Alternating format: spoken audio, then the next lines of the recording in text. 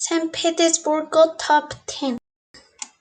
This is a semicircular house located at numbers Naya Reki Fontaki 92. Attracts attention in itself, but hides a main architectural miracle within the courtyard. In the past, it was an apartment house for rent and the owners did not like that their large yard was unused.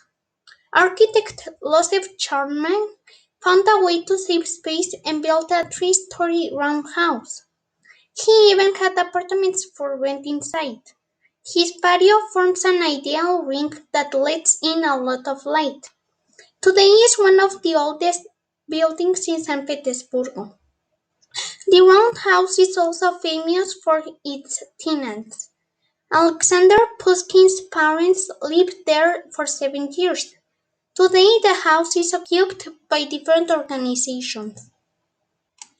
Belilevsky Island in St. Petersburg also hides a mysterious place.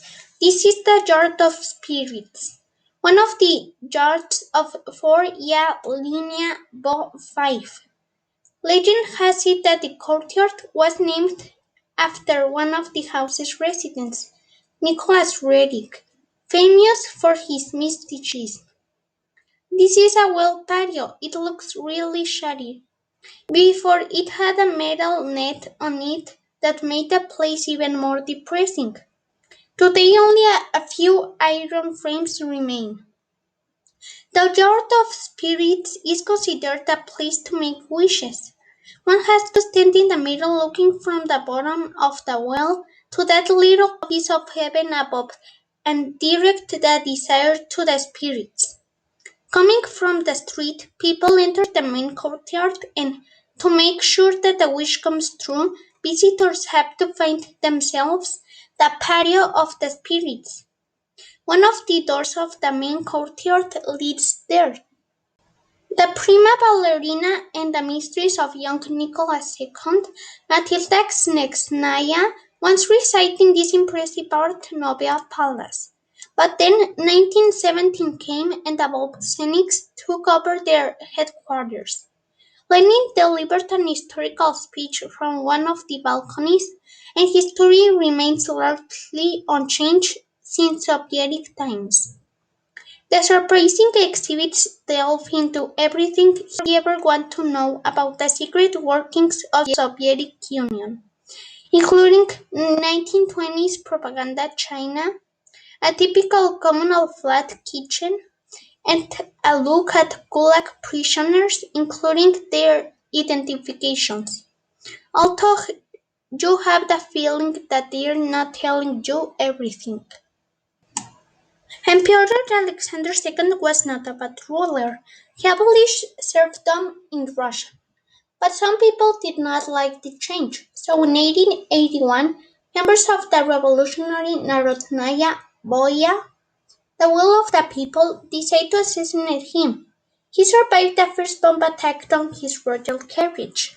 Unfortunately, a second terrorist threw a device at point-blank range and killed them both. The imperial family and thousands of private donors built this magnificent Russian Orthodox building in memory of Alexander, with its golden onion-domed roof. Inside, the intricately designed mosaics cover more than 75,000 square feet, supposedly more than any other church in the world. All this to honor the site where the emperor learned of his disappearance. A fragment of the stone sidewalk where it collapsed is preserved, with an elaborate ciborium inlaid with gems on the ceiling.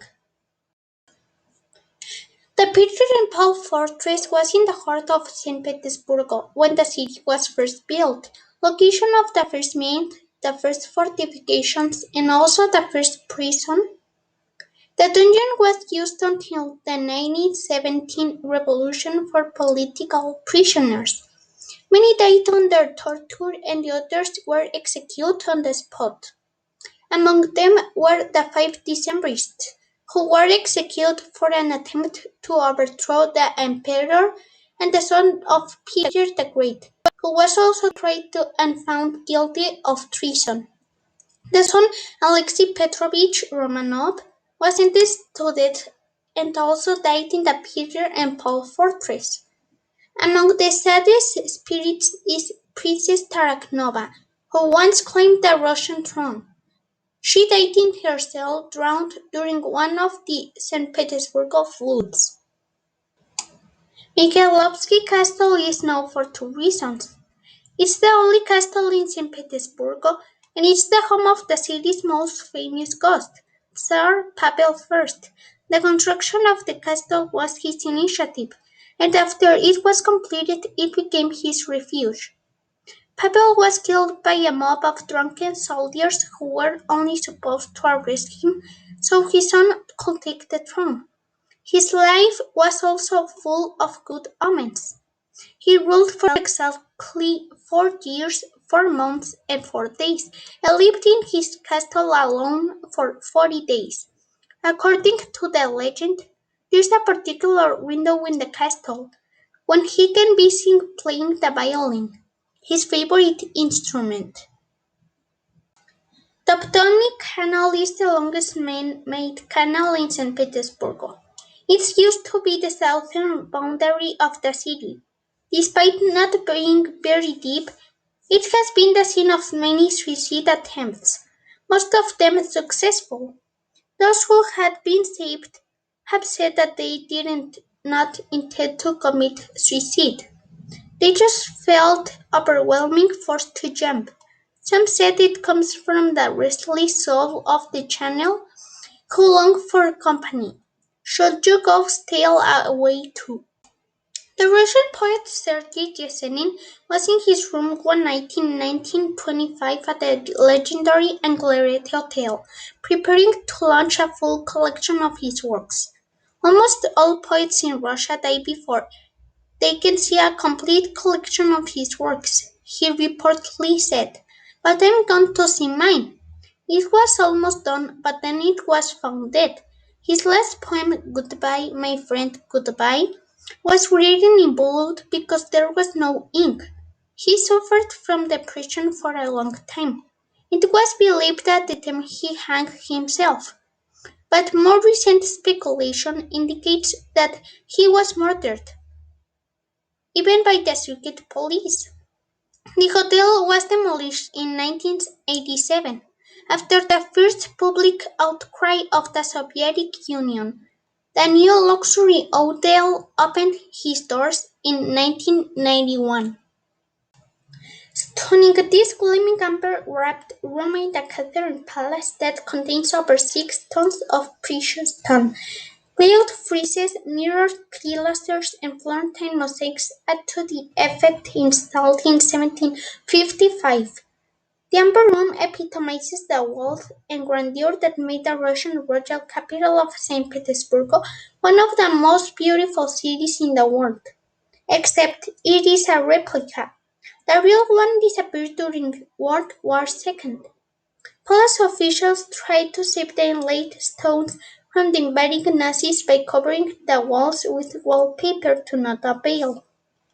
The room briefly reappeared in Königsberg Castle and then disappeared, destroyed by the Allied bombs. Others said that the gems that made up the walls were loaded onto a ship in boxes, only to sink to the bottom of the Baltic Sea. You will probably never know. The most interesting mystery is that St. Petersburg is named like that in honor of Peter I. He was not the founder, it's because he was the first emperor, Apostle Peter, that decided to name some castle or town in honor of the patron saint of the Russian emperor was long before the founding of St. Petersburg itself. A fortress in honor of Saint Peter was supposedly in May 1673 on the Neva River and named St. Petersburg. But on June 29, after the laying of the fortress of St. Peter and St. Paul, and that's the reason why it receives that name. Also, there exist other myths so interesting. Thank you.